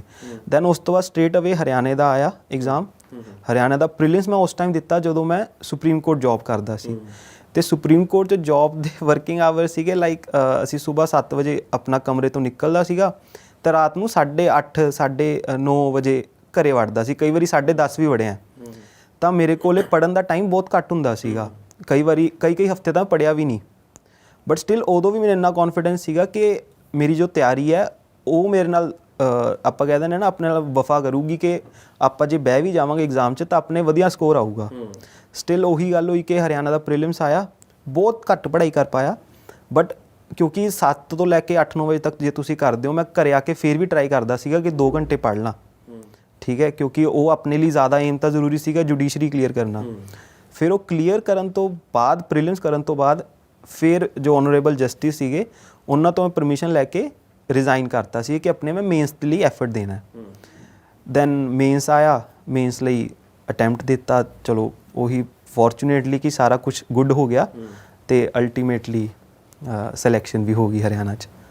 ਠੀਕ ਹੈ, ਸਿਲੈਕਸ਼ਨ ਹੋ ਚੁੱਕੀ ਹੈ ਤੁਹਾਡੀ। ਔਰ ਕਦੇ ਇਸ ਤਰ੍ਹਾਂ ਦਾ ਹੋਇਆ ਜਿਵੇਂ ਤੁਸੀਂ ਜ਼ਿਕਰ ਕੀਤਾ, ਕੋਈ ਇਹੋ ਜਿਹਾ ਪੀਰੀਅਡ ਹੋਵੇ ਨਹੀਂ ਯਾਰ ਹੁਣ ਜੱਜ ਬਣਨ ਦਾ ਸੁਪਨਾ ਛੱਡ ਦਈਏ, ਕੁਝ ਹੋਰ ਦੇਖ ਲੈਂਦੇ? ਹਾਂਜੀ, ਫਸਟ ਟਾਈਮ ਜਦੋਂ ਦਿੱਲੀ ਦਾ ਮੇਨਸ ਦਾ ਰਿਜ਼ਲਟ ਆਇਆ, ਕਿਉਂਕਿ ਉਹ ਫਸਟ ਫੇਲੀਅਰ ਸੀ ਲਾਈਫ ਦਾ ਜੋ ਆਪਾਂ ਦੇਖਦੇ ਹਾਂ ਨਾ, ਤਾਂ ਇੰਨਾ ਕੁ ਡਿਸਹਾਰਟਨਿੰਗ ਸੀਗਾ, ਮੈਨੂੰ ਇਹ ਹੋ ਗਿਆ ਸੀ ਕਿ ਯਾਰ ਤਿਆਰੀ ਛੱਡਦੇ ਹਾਂ, ਕਿਉਂਕਿ ਇੰਨਾ ਪੜ੍ਹ ਕੇ ਵੀ ਕੁਝ ਨਹੀਂ ਬਣਿਆ ਤੇ ਨੰਬਰ ਇੰਨੇ ਘੱਟ ਆ ਗਏ ਤੇ ਹੁਣ ਆਪਣੇ ਤੋਂ ਹੋਰ ਹੋਣਾ ਨਹੀਂਗਾ। ਨਾਲੇ ਆਪਾਂ ਜੇ ਕੁਝ ਟੀਚਿੰਗ ਪ੍ਰੋਫੈਸ਼ਨ 'ਚ ਜਾਂ ਕਿਤੇ ਹੋਰ ਪਰਸਿਊ ਕਰ ਲਾਂਗੇ, ਇਹਨੂੰ ਆਪਾਂ ਛੱਡ ਦਿੰਦੇ ਹਾਂ ਕਿਉਂਕਿ ਆਪਣੇ ਵੱਸ ਦੀ ਹੈ ਨਹੀਂ। ਬਟ ਉਸ ਸਹੀ 2-3 ਦਿਨ ਇਹ ਥੋਟ ਆਇਆ ਦਿਮਾਗ 'ਚ, ਪਰ ਚੌਥੇ ਦਿਨ ਕੀ ਹੋਇਆ ਕਿ ਅਗਲਾ ਦਿੱਲੀ ਦਾ ਪ੍ਰੀਲਿਮਸ ਆ ਗਿਆ ਸੀ। ਮੈਂ ਕਿਹਾ ਯਾਰ ਕੋਈ ਨਹੀਂ, ਚੱਲ ਇਹ ਵੀ ਦੇ ਲੈਂਦੇ ਹਾਂ ਹੁਣ। ਬਟ ਉਹ ਜਿਹੜਾ 2-3 ਦਿਨ ਦਾ ਟਾਈਮ ਪੀਰੀਅਡ ਸੀ, ਮੈਨੂੰ ਲੱਗਦਾ ਆਪਣੀ ਨਾ ਲਾਈਫ ਚੇਂਜ ਕਰ ਦਿੰਦੇ ਆ ਉਹੋ ਜਿਹੇ ਮੂਮੈਂਟਸ। ਉਹੀ ਮੂਮੈਂਟਸ ਮੈਂ ਅੱਜ ਤੁਹਾਨੂੰ ਦੱਸ ਪਾ ਰਿਹਾ ਕਿ ਇੰਨੇ ਮੈਂ ਉਹਨੂੰ ਇੰਨਾ ਸਟਰਗਲ ਸਮਝਿਆ, ਬਟ ਉਹਨਾਂ ਕਰਕੇ ਮੇਰੀ ਲਾਈਫ 'ਚ ਇੱਕ ਪੋਜ਼ਿਟਿਵ ਡਾਇਰੈਕਸ਼ਨ ਚਲਾ ਗਿਆ ਸੀਗਾ ਕਿ ਕੋਈ ਨਹੀਂ ਯਾਰ, ਨਹੀਂ ਹੋਇਆ ਤਾਂ ਨਾ ਸਹੀ, ਜਿੰਨੀ ਦੇਰ ਤੇ ਹਿੰਮਤ ਹੈਗੀ ਆ ਉਨੀ ਦੇਰ ਤਾਂ ਕਰੂੰਗਾ, ਜੇ ਹੋਣਾ ਨਹੀਂ ਹੋਣਾ ਦੇਖੋ ਪਰਮਾਤਮਾ ਦੇ ਹੱਥ 'ਚ ਹੁੰਦਾ, ਬਟ ਆਪਦਾ ਐਫਰਟ ਮੈਂ ਪੂਰਾ ਦੇ ਕੇ ਜਾਊਂਗਾ। ਫਿਰ ਦੂਜਾ ਇੰਸੀਡੈਂਟ ਹੋਇਆ ਜਦੋਂ ਦਿੱਲੀ ਦਾ ਮੇਨਸ ਦਿੱਤਾ, ਅਗੇਨ ਦਿੱਲੀ ਦਾ ਮੇਨਸ ਦਿੱਤਾ, ਅਗੇਨ ਹਰਿਆਣਾ ਦਿੱਤਾ, ਤਾਂ ਤਿੰਨੋਂ back to back exams clear ਨਹੀਂ ਹੋਏ। ਫਿਰ ਲੱਗਿਆ ਕਿ ਬਈ ਹੁਣ ਤਾਂ ਪੱਕਾ ਹੀ ਹੈ ਕਿ ਆਪਣੇ ਵੱਸ ਦੀ ਗੱਲ ਹੈ ਨਹੀਂ। ਸਟਿਲ ਕਿਤੋਂ ਨਾ ਕਿਤੋਂ ਮੇਰੇ ਅੰਦਰ ਹਮੇਸ਼ਾ ਰਹਿੰਦੀ ਸੀ ਹਿੰਮਤ, ਜਾਂ ਪਰਮਾਤਮਾ ਚਾਹੁੰਦਾ ਸੀਗਾ ਕਿ ਬਣਾ, ਉਹ ਆ ਜਾਂਦਾ ਸੀਗਾ ਕਿ ਮੈਂ ਤਿਆਰੀ ਨਹੀਂ ਛੱਡ ਪਾਉਂਦਾ ਸੀਗਾ, ਜਾਂ ਤਿਆਰੀ ਛੱਡਣ ਲੱਗਦਾ ਮੇਰਾ ਐਗਜ਼ਾਮਸ ਕਲੀਅਰ ਹੋਣ ਲੱਗ ਜਾਂਦੇ ਸੀ। ਜਦੋਂ ਮੈਂ ਰਾਜਸਥਾਨ ਦਾ ਇਸ ਅਟੈਂਪਟ ਇਸ ਮਾਈਂਡਸੈਟ ਨਾਲ ਲਿੱਤਾ ਸੀ, ਚਲੋ ਦੇ ਆਉਂਦੇ ਹਾਂ, ਬਟ ਉਹਦਾ ਮੇਨਸ ਕਲੀਅਰ ਹੋ ਗਿਆ। ਫਿਰ ਮੈਨੂੰ ਸਮਝ ਆ ਗਿਆ ਕਿ ਮੈਂ ਰਾਈਟ ਟਰੈਕ 'ਤੇ ਹਾਂ, ਬਸ ਥੋੜ੍ਹਾ ਜਿਹਾ ਟਾਈਮ ਦੀ ਗੱਲ ਹੈ, ਅੱਜ ਨਹੀਂ ਤਾਂ ਕੱਲ੍ਹ ਮੇਰਾ ਹੋ ਜਾਊਗਾ। ਇਹਦੇ ਪਿੱਛੇ ਮੈਂ ਇਹ ਵੀ ਜਾਣਨਾ ਚਾਹੂੰਗਾ ਕਿ ਜਿਹੜੇ ਦੇਖਣ ਵਾਲੇ ਹੋਣਗੇ ਉਹਨਾਂ ਨੂੰ ਇਹ ਵੀ ਸਮਝ ਲੱਗੇ, ਜਾਂ ਨਵੇਂ ਸਟੂਡੈਂਟਸ ਜੀ ਕਿੰਨਾ ਖਰਚਾ, ਕੋਸਟ ਕਿੰਨੀ ਕਹੀ, ਜਿਵੇਂ ਅੱਜ ਕੱਲ੍ਹ ਹੁੰਦਾ ਕਹਿੰਦੇ ਕਿ ਪੈਸੇ ਕਿੰਨੇ ਕੁ ਲੱਗੇ? ਦੇਖੋ, ਜਦੋਂ ਮੇਰੀ ਗ੍ਰੈਜੂਏਸ਼ਨ ਕੰਪਲੀਟ ਹੋਈ ਪੰਜਾਬ ਯੂਨੀਵਰਸਿਟੀ ਤੋਂ, ULS ਤੋਂ ਮੈਂ ਪੜ੍ਹਿਆ ਹੋਇਆ, 5 ਈਅਰ ਲਾਅ ਕੰਪਲੀਟ ਕਰਨ ਤੋਂ ਬਾਅਦ ਦਿੱਲੀ ਜਿੱਥੇ ਮੈਂ ਕੋਚਿੰਗ ਕੀਤੀ ਹੈ ਰਾਹੁਲ IAS ਤੇ, ਉੱਥੇ ਥੋੜ੍ਹੀ ਜਿਹੀ ਕੰਪੈਰੇਟਿਵਲੀ ਫੀਸ ਜ਼ਿਆਦਾ ਹੈ ਬਾਕੀ ਇੰਸਟੀਟਿਊਟਸ ਨਾਲੋਂ, ਅਤੇ ਉੱਥੋਂ ਦਾ ਰਹਿਣਾ ਦਿੱਲੀ ਦਾ ਵੈਸੇ ਹੀ ਕੋਸਟਲੀ ਆ ਅਗਰ ਤੁਸੀਂ 1 ਮਹੀਨੇ ਦਾ ਲਗਾ ਕੇ ਚੱਲਦੇ ਹੋ। ਅਤੇ ਦਿੱਲੀ ਜਦੋਂ ਮੈਂ ਰਿਹਾ ਸੀ ਤਾਂ ਮੇਰਾ ਮਾਈਂਡਸੈਟ ਕਲੀਅਰ ਸੀ, ਮੈਂ ਉੱਥੇ ਐਗਜ਼ਾਮ ਕਲੀਅਰ ਕਰਨ ਜਾਣਾ, ਤਾਂ ਮੈਂ ਆਪਦਾ ਸਿੰਗਲ ਰੂਮ ਲਿੱਤਾ ਸੀ। ਸਿੰਗਲ ਰੂਮ ਕਰਕੇ ਵੀ ਕੀ ਹੋਇਆ ਕਿ ਤੁਹਾਨੂੰ ਥੋੜ੍ਹੀ ਐਕਸਟਰਾ ਪੇ ਕਰਨਾ ਪੈਂਦਾ, ਨਹੀਂ ਤਾਂ ਅਗਰ ਤੁਸੀਂ ਸ਼ੇਅਰਿੰਗ 'ਚ ਰਹਿ ਰਹੇ ਹੋ ਤਾਂ ਤੁਸੀਂ ਕੰਟਰੀਬਿਊਟ ਕਰ ਪਾਉਂਦੇ ਹੋ, ਹੈ ਨਾ, ਦੂਜਾ ਨਾਲ ਦਾ ਫਰੈਂਡ ਹੈ, ਬਟ ਮੇਰਾ ਉਹ ਇਕੱਲੇ ਦਾ ਹੀ ਸੀਗਾ। ਫਿਰ ਉਸ ਤੋਂ ਬਾਅਦ ਇੱਥੇ ਆ ਕੇ ਜਦੋਂ ਉੱਥੋਂ ਕੰਪਲੀਟ ਹੋ ਗਿਆ, 1 ਸਾਲ ਤੋਂ ਥੋੜ੍ਹਾ ਜਿਹਾ ਘੱਟ ਰਿਹਾ, ਫਿਰ ਉੱਥੋਂ ਦੀ ਇੱਥੇ ਵਾਪਸ ਆਇਆ, LLM ਕੀਤੀ, ਉਹਦੇ ਵੀ ਐਜੂਕੇਸ਼ਨ ਤਾਂ ਪਰਸਿਊ ਕਰ ਹੀ ਰਿਹਾ ਸੀ ਨਾਲ LLM ਕੰਪਲੀਟ ਹੋਣ ਤੋਂ ਬਾਅਦ PhD ਵੀ ਪਰਸਿਊ ਕਰ ਰਿਹਾ, ਨਾਲ ਡਿਪਲੋਮਾ ਚੱਲ ਰਿਹਾ ਸਾਈਬਰ ਲਾਅ ਦਾ। ਤਾਂ ਉਹ ਚੀਜ਼ਾਂ ਦਾ ਉਹੀ ਗੱਲ ਹੈ ਕਿ ਅਗਰ ਮੇਰੇ ਪੇਰੈਂਟਸ ਦੀ ਸਪੋਰਟ ਨਾ ਹੁੰਦੀ, ਮੈਨੂੰ ਕਦੇ ਪੇਰੈਂਟਸ ਨੇ ਰਿਅਲਾਈਜ਼ ਨਹੀਂ ਹੋਣ ਦਿੱਤਾ ਕਿ ਤੂੰ ਕਿੰਨਾ ਮੰਗ ਰਿਹਾ, ਠੀਕ ਹੈ। ਅਗਰ ਆਪਾਂ ਨੂੰ ਕਈ ਵਾਰੀ ਸੁਣਨ ਨੂੰ ਮਿਲ ਜਾਂਦਾ ਨਾ ਕਿ ਬੇਟਾ ਦੇਖ ਲਾ ਖਰਚਾ, ਮੈਨੂੰ ਕਦੇ ਇਹ ਸੁਣਨ ਨੂੰ ਨਹੀਂ ਮਿਲਿਆ, ਤਾਂ ਕਦੇ ਰਿਅਲਾਈਜ਼ੇਸ਼ਨ ਨਹੀਂ ਹੋਈ ਕਿ ਮੈਂ ਜ਼ਿਆਦਾ ਗਲਤ ਪਾਸੇ ਜਾ ਰਿਹਾ, ਜਾਂ ਕਿਉਂਕਿ ਅਲਟੀਮੇਟਲੀ ਆਪਦੀ ਪੜ੍ਹਾਈ ਪਰਸਿਊ ਕਰ ਰਿਹਾ ਸੀ, ਕੁਛ ਆਪਾਂ ਇਹ ਤਾਂ ਕਰ ਨਹੀਂ ਰਹੇ ਸੀ ਕਿ ਪੈਸੇ ਉਡਾ ਰਹੇ ਹਾਂ। ਹੋਸਟਲ 'ਚ ਰਹਿ ਰਹੇ ਸੀਗੇ ਇੱਥੇ ਵੀ ਜਦੋਂ ਆਇਆ LLM ਕਰਨ, ਉਸ ਤੋਂ ਬਾਅਦ ਮੈਂ ਘਰ ਹੀ ਚਲਾ ਗਿਆ ਸੀ, ਘਰੇ ਰਹਿ ਕੇ ਤਿਆਰੀ ਪਰਸਿਊ ਕੀਤੀ। ਦੈਨ ਮੈਂ ਦਿੱਲੀ ਜੋਬ ਕੀਤੀ, ਉੱਥੇ ਮੇਰੀ ਇਨਕਮ ਸ਼ੁਰੂ ਹੋ ਗਈ ਸੀ, ਮੇਰੀ ਫਸਟ ਜੋਬ ਸੀਗੀ, ਤਾਂ ਉਹ ਵੀ ਥੋੜ੍ਹਾ ਈਜ਼ੀ ਰਿਹਾ। ਮੈਨੂੰ ਇਹ ਦੱਸੋ ਕਿ ਇਹ ਅਕਸਰ ਹੁੰਦਾ, ਦੇਖਣ ਨੂੰ ਮਿਲਦਾ, ਸੁਣਨ ਨੂੰ ਵੀ ਮਿਲਦੀਆਂ ਇਹ ਚੀਜ਼ਾਂ, ਕਹਿੰਦੇ ਕਿ ਪੈਸੇ ਦਿੱਤੇ ਔਰ ਉਸ ਤੋਂ ਬਾਅਦ ਸਿਲੈਕਸ਼ਨ ਹੋ ਗਈ, ਕੋਈ ਰਿਸ਼ਵਤ ਵਾਲੀ ਗੇਮ ਹੈਗੀ ਇਹਦੇ ਵਿੱਚ, ਜਾਂ ਤੁਸੀਂ ਵੀ ਕੋਈ ਇਹੋ ਜਿਹਾ ਚਾਂਸ ਹੋਵੇ ਕਿ ਆਫਰ ਹੋਇਆ ਹੋਵੇ ਜੇ ਇੰਨੇ ਪੈਸੇ ਲੱਗਣਗੇ, ਕੋਈ ਨਹੀਂ ਤੁਹਾਡੀ ਸਿਲੈਕਸ਼ਨ ਹੋ ਜੂਗੀ? ਦੇਖੋ, ਮੇਰਾ ਤਾਂ ਐਕਸਪੀਰੀਅੰਸ ਇਹ ਰਿਹਾ, ਮੇਰੇ ਪਿਛਲੇ 3 ਐਗਜ਼ਾਮ ਕਲੀਅਰ ਹੈ ਕਿ ਜਦੋਂ ਮੈਂ ਦਿੱਲੀ ਦਾ ਇੰਟਰਵਿਊ ਦਿੱਤਾ, ਉਦੋਂ ਮੇਰਾ ਜਿਹੜਾ ਇੰਟਰਵਿਊ ਸਕੋਰ ਸੀ ਟੌਪ 10 'ਚ ਸੀਗਾ। ਜਦੋਂ ਮੈਂ ਸੁਪਰੀਮ ਕੋਰਟ ਦਿੱਤਾ ਸੀ ਇੰਟਰਵਿਊ, ਉਦੋਂ ਮੇਰਾ ਟੌਪ 5 'ਚ ਹੀ ਸੀਗਾ। ਹੁਣ ਇੱਥੇ ਹਰਿਆਣਾ ਜੋ ਰਿਜ਼ਲਟ ਹੈ ਮੇਰਾ ਇੰਟਰਵਿਊ 'ਚ ਟੌਪ ਮਤਲਬ 15-20 'ਚ ਤਾਂ ਹੈਗਾ, ਮਤਲਬ ਅੱਛੇ ਨੰਬਰ ਹੈ ਮੇਰੇ ਇੰਟਰਵਿਊ 'ਚ। ਤਾਂ ਉਦੋਂ ਵੀ ਮੈਨੂੰ ਦਿੱਲੀ ਦੇ ਇੰਟਰਵਿਊ 'ਚ ਕਿਹਾ ਬੱਚਿਆਂ ਨੇ ਕਿ ਯਾਰ ਇੱਥੇ ਤਾਂ ਪੱਕਾ ਪੈਸਾ ਚੱਲਦਾ, ਇਹ ਚੱਲਦਾ, ਉਹ ਚੱਲਦਾ, ਕਿਉਂਕਿ ਇੱਕ ਪਰਸੈਪਸ਼ਨ ਕ੍ਰੀਏਟ ਹੋ ਜਾਂਦੀ ਹੈ ਨਾ, ਕੁਝ ਸਟੂਡੈਂਟਸ ਬਣਾਉਂਦੇ ਆ, ਬਾਕੀ ਸਾਰੇ ਸਟੂਡੈਂਟਸ ਨਾਰਮਲੀ ਆਪਦਾ ਹਾਰਡ ਵਰਕ ਤੇ ਕਿ ਯਾਰ ਆਪਦਾ ਪੜ੍ਹਾਈ ਕਰਨਾ, ਲੱਗਣਾ ਲੱਗ ਜਾਾਂਗੇ, ਨਹੀਂ ਲੱਗਣਾ ਨਹੀਂ ਲੱਗਾਂਗੇ। ਫਿਰ ਸੁਪਰੀਮ ਕੋਰਟ 'ਚ ਕਿਹਾ ਗਿਆ ਕਿ ਨਹੀਂ ਯਾਰ ਐਂ ਹੋ ਜੂ। ਮੈਂ ਕਦੇ ਉਸ ਚੀਜ਼ ਤੇ ਵਿਸ਼ਵਾਸ ਨਹੀਂ ਕੀਤਾ ਸੀ। ਨਾਲ ਦੇ ਕਹਿੰਦੇ ਸੀ ਕਿ ਪੈਸਾ ਚੱਲਦਾ, ਹੁਣ ਮੇਨਸ ਤੁਸੀਂ ਕਲੀਅਰ ਕਰ ਲੈਂਦੇ ਹੋ ਔਰ ਇੰਟਰਵਿਊ ਦੇ ਵਿੱਚ ਪਾਸ ਹੋਣ ਲਈ ਰਿਸ਼ਵਤ ਦੇਣੀ ਪੈਂਦੀ ਹੈ। ਹਾਂ, ਇਹ ਨਾਲ ਦੇ ਜਿਹੜਾ ਮੇਰਾ ਸਰਕਲ ਸੀ ਬਹੁਤ ਪੋਜ਼ਿਟਿਵ ਸੀ। ਉਹ ਹਮੇਸ਼ਾ ਆਪਦਾ ਤਿਆਰੀ ਤੇ ਲੈ ਕੇ ਕਹਿੰਦੇ ਯਾਰ ਆਪਾਂ ਤਿਆਰੀ ਕਰਨੀ ਹੈ, ਬਾਕੀ ਦੇਖੀ ਜਾਓ। ਬਟ ਇੱਕ ਪਰਸੈਪਸ਼ਨ ਕੁਛ ਨਾ ਕੁਛ ਸਟੂਡੈਂਟਸ ਹੁੰਦਾ ਹੈ ਕਿ ਯਾਰ ਇਹਦਾ ਹੋ ਗਿਆ, ਸਾਡਾ ਹੋਇਆ ਨਹੀਂ, ਇਸ ਕਰਕੇ ਕੁਛ ਨਾ ਕੁਛ ਹੋਇਆ ਹੋਣਾ। ਬਟ ਉਹ ਇਹ ਨਹੀਂ ਸਮਝਦੇ, ਦੇਖੋ ਹਰ ਕਿਸੇ ਦੀ ਜਰਨੀ ਹੈ। ਹੁਣ ਮੈਂ ਇੰਨਾ ਸਟਰਗਲ ਕੀਤਾ, ਠੀਕ ਹੈ, ਇੰਨਾ ਬਹੁਤ ਬੱਚਿਆਂ ਨੇ, ਕਈ ਬੱਚੇ ਮੇਰੇ ਤੋਂ ਬਹੁਤ ਵੱਡੇ ਨੇ, ਕਈ ਬੱਚੇ ਬਹੁਤ ਯੰਗ ਨੇ, ਤਾਂ ਹਰ ਤੇ ਆਪਾਂ ਉਹ ਐਲੀਗੇਸ਼ਨ ਨਹੀਂ ਲਗਾ ਸਕਦੇ ਨਾ ਕਿ ਤੇ ਇਹ ਕਹਿਣਾ ਕਿੱਡਾ ਗਲਤ ਹੈ ਕਿ ਇੰਨੇ ਮਤਲਬ ਓਨਰੇਬਲ ਹਾਈ ਕੋਰਟਸ ਜਿਹੜਾ ਆਪਣੇ ਜਸਟਿਸ ਨੂੰ ਡਿਲੀਵਰ ਕਰ ਰਿਹਾ ਥਰੂ ਆਊਟ ਆਰ ਕੰਟਰੀ, ਉਹਨਾਂ ਤੇ ਕਹਿਣਾ ਕਿ ਯਾਰ ਉਸ ਪ੍ਰੋਸੈਸ 'ਚ ਕਿੰਨਾ ਗਲਤੀ ਹੈ। ਉਹਨਾਂ ਨੇ ਜਦੋਂ ਮੇਰਾ ਇੰਟਰਵਿਊ ਹੋਇਆ, ਮੇਰਾ ਇੰਟਰਵਿਊ ਮੈਂ ਬਾਹਰ ਆ ਕੇ ਆਪਣੇ ਫਰੈਂਡਸ ਨੂੰ ਦੱਸਿਆ, ਉਹ ਕਹਿੰਦੇ ਤੇਰਾ ਇੰਟਰਵਿਊ ਬਹੁਤ ਸੋਹਣਾ ਹੋਇਆ ਤੇ ਮੈਨੂੰ ਜਸਟੀਫਾਈਡ ਨੰਬਰ ਮਿਲ ਗਏ, ਕਿਸੇ ਇੱਕ ਅੱਧੇ ਦਾ ਨਹੀਂ। ਇਹ ਪਰਸੈਪਸ਼ਨ ਜਿਹੜੀ ਤੁਸੀਂ ਕਹਿ ਰਹੇ ਹੋ, ਇਹ ਪਰਸੈਪਸ਼ਨ ਕ੍ਰੀਏਟ ਉਹੀ ਕਰਦੇ ਜਿਹੜੇ ਰਹਿ ਜਾਂਦੇ ਆ ਜਾਂ ਜਿਹੜੇ ਜਿਨ੍ਹਾਂ ਨੇ ਬਾਕੀਆਂ ਨੂੰ ਵੀ ਖਰਾਬ ਕਰਨਾ ਹੁੰਦਾ? ਨਹੀਂ, ਦੇਖੋ ਕਈ ਵਾਰੀ ਕੁਝ ਗੱਲਾਂ 'ਚੋਂ ਗੱਲਾਂ ਬਣਦੀਆਂ ਰਹਿੰਦੀਆਂ, ਤਾਂ ਉਸ 'ਤੇ ਜ਼ਿਆਦਾ ਧਿਆਨ ਨਹੀਂ ਦੇਣਾ ਚਾਹੀਦਾ। ਮੈਂ ਤਾਂ ਇਹੀ ਸੁਜੈਸਟ ਕਰੂੰਗਾ ਜਿੰਨੇ ਵੀ ਮਤਲਬ ਤਿਆਰੀ ਵਾਲੇ ਬੱਚੇ ਆ, ਉਹ ਆਪਦੇ ਐਫਰਟਸ 'ਤੇ ਵਿਸ਼ਵਾਸ ਰੱਖਣ। ਦੇਖੋ ਇਹ ਪਰਸੈਪਸ਼ਨ ਮਤਲਬ ਅੱਜ ਤੋਂ 30 ਸਾਲ ਪਹਿਲਾਂ ਵੀ ਸੀਗੀ, ਅੱਜ ਤੋਂ ਅਗਲੇ 30 ਸਾਲਾਂ ਤੱਕ ਵੀ ਰਹਿਣੀ ਹੈ। ਬਟ ਰਿਐਲਿਟੀ ਇਹੀ ਹੈ ਕਿ ਤੁਹਾਡਾ ਪ੍ਰੋਸੈਸ ਸਾਰਾ ਫੇਅਰ ਹੈ। ਅਗਰ ਫੇਅਰ ਨਾ ਹੁੰਦਾ ਤਾਂ ਸ਼ਾਇਦ ਮੈਂ ਪਹਿਲਾਂ ਲੱਗ ਜਾਂਦਾ, ਠੀਕ ਹੈ। ਅਗਰ ਫੇਅਰ ਸੀਗਾ ਤਾਂ ਹੀ ਮੈਨੂੰ ਇੰਨਾ ਸਟਰਗਲ ਕਰਨਾ ਪਿਆ। ਤੇ ਹਜੇ ਵੀ ਸਾਨੂੰ ਐ ਲੱਗਦਾ ਕਿ ਕਦੇ ਯਾਰ ਬਣ ਗਏ, ਯਾਰ ਸੱਚੀ ਬਣ ਗਏ ਯਾਰ, ਤਾਂ ਅੱਛਾ ਹਜੇ ਵੀ ਇਹ ਮਹਿਸੂਸ ਹੁੰਦਾ ਵੀ ਸੱਚੀ ਆਪਾਂ ਜੱਜ ਬਣ ਗਏ। ਕਦੇ ਤਾਂ ਕੋਈ ਕਹਿ ਦਿੰਦਾ ਨਾ ਤੁਹਾਡੀ ਤੁਸੀਂ ਕੀ ਕਰਦੇ ਹੋ, ਐਂ ਕਹਿਣਾ ਪੈ ਜਾਂਦਾ। ਕਈ ਵਾਰੀ ਅੰਦਰੋਂ ਨਹੀਂ ਆਉਂਦਾ ਯਾਰ ਹਰਿਆਣਾ 'ਚ ਨਾ ਯਾਰ ਜੌਬ ਲੱਗੀ ਹੈ, ਮਤਲਬ ਅੰਦਰੋਂ ਇੰਨਾ ਕੌਨਫੀਡੈਂਸ ਹਜੇ ਵੀ ਨਹੀਂ ਆਉਂਦਾ ਕਹਿੰਦਾ ਕਿ that we are now judicial magistrates. ਤਾਂ ਉਹ ਤੁਹਾਡਾ ਜਿਹੜਾ ਪ੍ਰੋਸੈਸ ਹੈ ਤੁਸੀਂ ਉਹਨੂੰ ਇੰਜੋਏ ਕਰੋ ਰੈਦਰ ਦੈਨ ਉਹਨੂੰ ਨੈਗੇਟਿਵ ਪ੍ਰੋਸੈਸ ਚਲਾਉਣਾ ਕਿ ਕਰਪਟ ਪ੍ਰੈਕਟਿਸਿਸ ਹੈ, ਇਹ ਹੈ ਉਹ ਹੈ। ਤੁਸੀਂ ਆਪਦੀ ਮਿਹਨਤ 'ਤੇ ਵਿਸ਼ਵਾਸ ਰੱਖੋ, ਆਪਦੇ ਪ੍ਰਤੀ ਸੱਚੇ ਰਹੋ। ਯਾਰ ਕੀ ਕਹਿੰਦੇ ਆ ਜਦੋਂ ਤੁਸੀਂ ਐਗਜ਼ਾਮ ਕਲੀਅਰ ਕਰ ਲਿਆ ਜੀ, ਫੈਮਿਲੀ ਦੇ ਵਿੱਚੋਂ ਸਭ ਤੋਂ ਪਹਿਲਾਂ ਕਿਹਨੂੰ ਦੱਸਿਆ ਜਾਂ ਰਿਐਕਸ਼ਨ ਕੀ ਸੀ? ਫਾਦਰ ਸਾਹਿਬ ਜਾਂ ਮਾਤਾ ਜੀ ਉਹਨਾਂ ਦਾ ਕੀ ਰਿਐਕਸ਼ਨ ਸੀਗਾ? ਸਭ ਤੋਂ ਪਹਿਲਾਂ ਉਸ ਟਾਈਮ ਘਰੇ ਮੰਮਾ ਹੀ ਸੀਗੇ, ਪਾਪਾ ਸ਼ੌਪ 'ਤੇ ਸੀਗੇ। ਤਾਂ ਮੰਮਾ ਨੂੰ ਮੈਂ ਦੱਸਿਆ ਕਿ ਮੰਮਾ ਰੋਟੀ ਖਾ ਰਹੇ ਸੀ, ਉਸ ਦਿਨ ਚੱਕਰੀ ਸੀਗੀ ਤੇ ਉਦੋਂ ਇਹ ਮੰਮਾ ਰੋਟੀ ਖਾ ਰਹੇ ਸੀਗੇ, ਉਦੋਂ ਵਰਤ ਤੋੜ ਕੇ ਤੇ ਮੈਂ ਗਿਆ। ਮੈਂ ਕਿਹਾ ਮੰਮੀ ਹਰਿਆਣੇ ਦਾ ਰਿਜ਼ਲਟ ਆ ਗਿਆ। ਕਹਿੰਦੇ ਫੇਰ? ਕਹਿੰਦੇ ਤੇਰਾ ਹੋ ਗਿਆ? ਮੈਂ ਕਿਹਾ ਹਾਂਜੀ ਹੋ ਗਿਆ। ਮੈਂ ਹੀ ਬਲੰਟ ਫੇਸ ਨਾਲ ਕਹਿਤਾ। ਕਹਿੰਦੇ ਮਜ਼ਾਕ ਤਾਂ ਨਹੀਂ ਕਰ ਰਿਹਾ? ਮੈਂ ਕਿਹਾ ਹਾਂਜੀ ਹੋ ਗਿਆ। ਤੇ ਮੈਂ ਹੱਸਿਆ ਨੀਗਾ, ਮੈਂ ਸਿਰਫ ਐਂ, ਪਰ ਉਹਨਾਂ ਨੂੰ ਫਿਰ ਲੱਗਿਆ ਕਿ ਹਾਂ ਇਹਦਾ ਹੋ ਗਿਆ। ਫਿਰ ਉਹਨਾਂ ਨੇ ਮਤਲਬ ਗਲੇ ਮਿਲੇ। ਫਿਰ ਉਹ ਇੱਕ ਇਮੋਸ਼ਨਲ ਮੂਮੈਂਟ ਹੁੰਦਾ ਆਪਦੇ ਪੇਰੈਂਟਸ ਨਾਲ, ਕਿਉਂਕਿ ਆਪਾਂ ਨੋਰਮਲੀ ਥੋੜ੍ਹਾ ਜਿਹਾ ਇਸ ਚੀਜ਼ਾਂ 'ਚ ਆਪਾਂ ਹੁੰਦੇ ਨਹੀਂਗੇ ਕਿ ਆਪਾਂ ਥੋੜ੍ਹਾ ਐਕਸਪ੍ਰੈਸ ਨਹੀਂ ਕਰਨਾ ਆਉਂਦਾ ਆਪਾਂ ਨੂੰ ਥੋੜ੍ਹਾ ਹੈ ਨਾ। ਅਤੇ ਫਿਰ ਮੰਮਾ ਨੇ ਪਾਪਾ ਨੂੰ ਕਾਲ ਕੀਤੀ। ਪਾਪਾ ਸ਼ੌਪ ਤੋਂ ਆ ਰਹੇ ਸੀ, ਕਿਸੇ ਦਾ ਬਾਈ ਚਾਂਸ ਸਕੂਟਰੀ 'ਤੇ ਮਤਲਬ ਹੁੰਦਾ ਨਾ ਜੋ ਪਾਰ ਕੀਤੀ ਅਤੇ ਉਹਦੀ ਕਿਸੇ ਦਾ ਕਾਲ ਆ ਗਿਆ। ਪਾਪਾ ਨੇ ਚੱਕ ਵੀ ਲਿੱਤਾ। ਅੱਛਾ, ਕਹਿੰਦੇ ਵਧਾਈਆਂ ਤੁਹਾਡਾ ਮੁੰਡਾ ਜੱਜ ਬਣ ਗਿਆ। ਅੱਛਾ, ਮੈਨੂੰ ਐ ਸੀ ਕਿ ਘੱਟੋ ਘੱਟ ਇਹ ਤਾਂ ਮੈਂ ਦੱਸ ਦਿੰਦਾ। ਬਟ ਚਲੋ ਐਨੀਵੇਜ਼ ਉਦੋਂ ਫਿਰ ਸਾਰੇ ਥੋੜ੍ਹੇ ਇਮੋਸ਼ਨਲ ਸੀਗੇ 5-10 ਮਿੰਟਾਂ ਲਈ। ਫਿਰ ਸਾਰੇ ਰਿਸ਼ਤੇਦਾਰ ਵਗੈਰਾ ਆ ਗਏ। ਫਿਰ ਦੈਨ ਸੈਲੀਬ੍ਰੇਸ਼ਨਸ ਸ਼ੁਰੂ ਹੋ ਗਈਆਂ ਸੀਗੀਆਂ। ਫਿਰ ਤੁਸੀਂ ਦੱਸਿਆ ਫਾਦਰ ਸਾਹਿਬ ਤੁਹਾਡੇ ਦੁਕਾਨ ਤੇ ਸੀਗੇ ਜੀ। ਫਾਦਰ ਸਾਹਿਬ ਕੀ ਕਰਦੇ ਨੇ ਦੁਕਾਨ? ਮੇਰੇ ਪਾਪਾ ਦਾ ਆਪਣਾ ਆੜਤ ਦਾ ਕੰਮ ਹੈ ਤੇ ਪੈਸਟੀਸਾਈਡ ਦਾ ਕੰਮ ਹੈ। ਓਕੇ ਜੀ, ਠੀਕ ਹੈ। ਔਰ ਹੋਰ ਵੀ ਮੈਂ ਜਾਣਨਾ ਚਾਹੂੰਗਾ ਬਾਕੀ ਫੈਮਿਲੀ ਕੀ ਕਰਦੀ, ਕਿ ਬਾਕੀਆਂ ਨੇ ਜਿਵੇਂ ਤੁਸੀਂ ਦੱਸਿਆ ਸਪੋਰਟ ਕੀਤਾ, ਇਹ ਸੁਪਨਾ ਸਾਰਿਆਂ ਦਾ ਹੀ ਸੀਗਾ ਜਾਂ ਕਿਸੇ ਨੇ ਸੁਜੈਸਟ ਵੀ ਐਂ ਕੀਤਾ ਯਾਰ ਨਹੀਂ ਇੱਧਰ ਬਣ ਰਹੀ ਗੱਲ ਤਾਂ ਕੋਈ ਨਹੀਂ ਪੈਸਟੀਸਾਈਡ ਵਾਲੇ ਬੰਨੇ ਦੁਕਾਨ ਤੇ ਬਹਿਣਾ ਸ਼ੁਰੂ ਕਰ ਲਓ ਜਾਂ ਕੋਈ ਹੋਰ ਕੰਮ ਕਰ ਲਓ? ਗੋਇਲ ਸਾਹਿਬ ਨਹੀਂ, ਐਕਚੁਅਲੀ ਮੇਰੇ ਫਾਦਰ ਸਾਹਿਬ ਦੀ ਇੱਕ ਬੜੀ ਵਧੀਆ ਚੀਜ਼ ਸੀ, ਉਹ ਸਪੋਰਟ ਬਹੁਤ ਕਰਦੇ ਆ। ਉਹ ਕਹਿੰਦੇ ਜੋ ਤੇਰਾ ਮਨ ਕਰਦਾ ਤੂੰ ਕਰ। ਤੇ ਮੇਰਾ ਸ਼ੁਰੂ ਤੋਂ ਪੜ੍ਹਾਈ 'ਚ ਹੀ ਮਨ ਸੀ ਜ਼ਿਆਦਾ।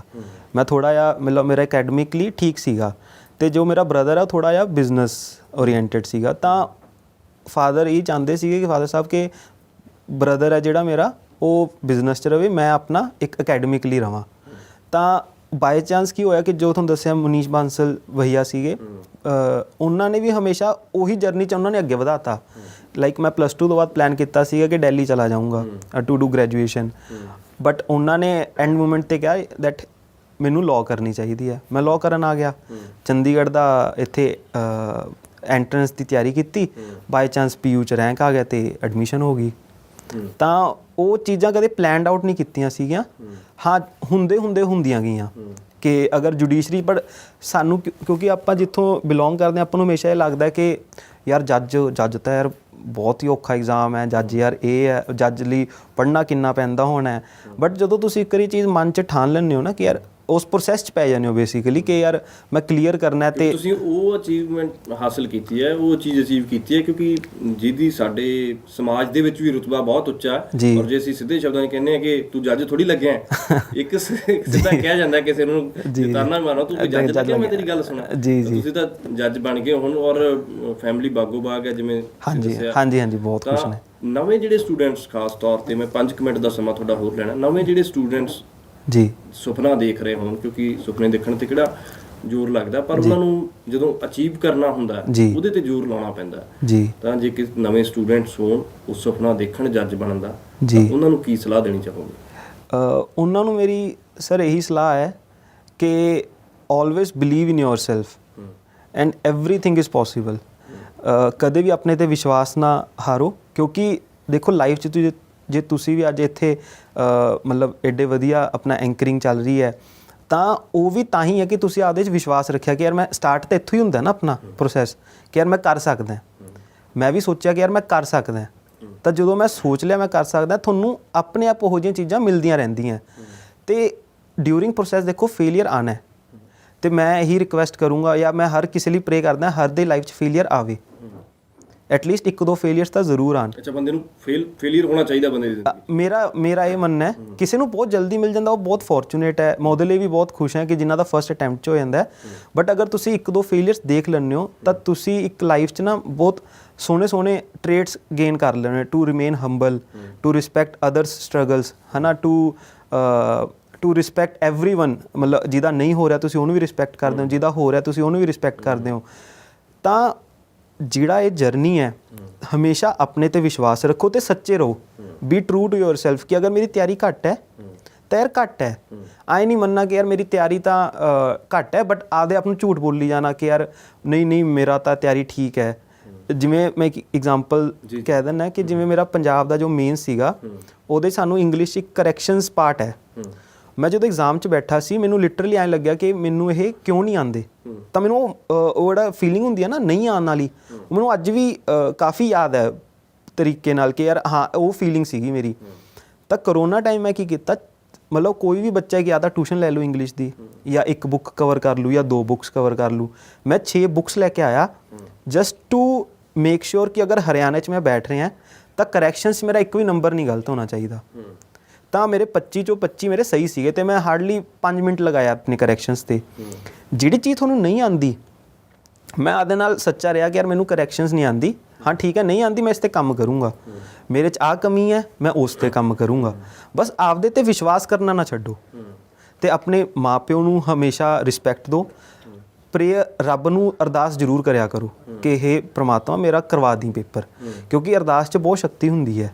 ਪੂਰਾ ਰੱਬ ਨੂੰ ਮੰਨਦੇ? ਹਾਂ, ਮੇਰਾ ਪੂਰਾ ਮੰਨਣਾ ਹੈ ਕਿ ਈਵਨ ਤੁਸੀਂ ਆਪਦਾ ਡੇਲੀ ਗੁਰਦੁਆਰੇ ਜਾਂਦੇ ਹੋ, ਮੰਦਿਰ ਜਾਂਦੇ ਹੋ, ਕਿਸੇ ਵੀ ਧਰਮ ਨੂੰ ਕਿਸੇ ਵੀ ਤਰੀਕੇ ਨਾਲ ਆਪਦਾ ਘਰੇ ਬੈਠ ਕੇ ਆਪਦਾ ਧਿਆਨ ਕਰਦੇ ਹੋ, ਤੁਸੀਂ ਉਹ ਕਰਿਆ ਕਰੋ। ਤੁਹਾਨੂੰ ਉਹਦੇ ਨਾਲ ਇੰਨੀ ਪੋਜ਼ੀਟਿਵਿਟੀ ਆਉਂਦੀ ਹੈ ਕਿ ਜਿਹੜਾ ਤੁਹਾਡਾ ਜਰਨੀ ਹੈ ਬਹੁਤ ਸਮੂਥ ਹੋ ਜਾਂਦੀ ਹੈ। ਕੋਈ ਇੱਦਾਂ ਦਾ ਕਿੱਸਾ ਮੈਨੂੰ ਦੱਸ ਸਕਦੇ ਹੋ ਜਿਸ ਸਮੇਂ ਤੁਸੀਂ ਫੇਲੀਅਰ ਆਇਆ ਜ਼ਿੰਦਗੀ ਦੇ ਵਿੱਚ, ਬਹੁਤ ਹਤਾਸ਼ ਹੋ ਗਏ ਹੋ, ਨਿਰਾਸ਼ ਹੋ ਗਏ ਹੋ ਜੀ, ਇਸ ਤਰ੍ਹਾਂ ਦਾ ਕੁਝ, ਜਾਂ ਕੋਈ ਇਹੋ ਜਿਹੀ ਫਿਰ ਉਸ ਤੋਂ ਬਾਅਦ ਕੋਈ ਪੋਜ਼ਿਟਿਵ ਵਾਈਬਸ ਆਈਆਂ ਹੋਣ ਕਿ ਦੁਬਾਰਾ ਫਿਰ ਉੱਠ ਖੜੇ ਹੋਣ? ਜਿੱਦਾਂ ਜਦੋਂ ਮੇਰੇ ਐਗਜ਼ਾਮਸ ਮਤਲਬ ਤੁਹਾਨੂੰ ਦੱਸਿਆ ਕਿ 3 ਨਹੀਂ ਹੋਏ, 3 ਮੇਨਸ ਹੋ ਗਏ, ਫਿਰ ਉਸ ਤੋਂ ਕਰੋਨਾ ਟਾਈਮ ਆ ਗਿਆ ਸੀਗਾ। ਕਰੋਨਾ 'ਚ ਕੀ ਹੋਇਆ ਕਿ ਮੈਂ ਨਾ ਨੋਵਲਸ ਵਗੈਰਾ ਜ਼ਿਆਦਾ ਪੜ੍ਹਨ ਲੱਗ ਗਿਆ, ਪਹਿਲਾਂ ਮੇਰੀ ਬਿਲਕੁਲ ਵੀ ਹੈਬਿਟ ਨਹੀਂ ਸੀਗੀ। ਤਾਂ ਉੱਥੇ ਇੱਕ ਬੁੱਕ ਹੈਗੀ ਹੈ ਦ ਆਟੋਬਾਇਓਗ੍ਰਾਫੀ ਆਫ ਅ ਯੋਗੀ, ਠੀਕ ਹੈ, ਉਹ ਬਹੁਤ ਲਰਨਡ ਪਰਸਨ ਨੇ ਲਿਖੀ ਹੋਈ ਹੈ। ਤਾਂ ਉਹਨਾਂ ਨੇ ਨਾ ਮੈਡੀਟੇਸ਼ਨ ਲਈ ਇੰਟਰੋਡਿਊਸ ਕੀਤਾ ਕਿ ਮੈਡੀਟੇਸ਼ਨ ਕਿਉਂ ਕਰਨੀ ਜ਼ਰੂਰੀ ਹੈ। ਫਿਰ through out that journey I understand ਕਿ ਜੋ ਆਪਾਂ ਆਪਣੀ ਅਚੀਵਮੈਂਟਸ ਆ ਬਹੁਤ ਮਿਨਿਸਕਿਊਲ ਹੈ ਇਨ ਬਿਗ ਸਕੀਮ ਆਫ ਥਿੰਗਸ, ਕਿ ਆਪਾਂ ਜੋ ਵੀ ਅਚੀਵ ਕਰਦੇ ਹਾਂ ਉਸ ਪਰਮਾਤਮਾ ਲਈ ਉਹ ਬਹੁਤ ਛੋਟੀ ਚੀਜ਼ਾਂ ਹੈ।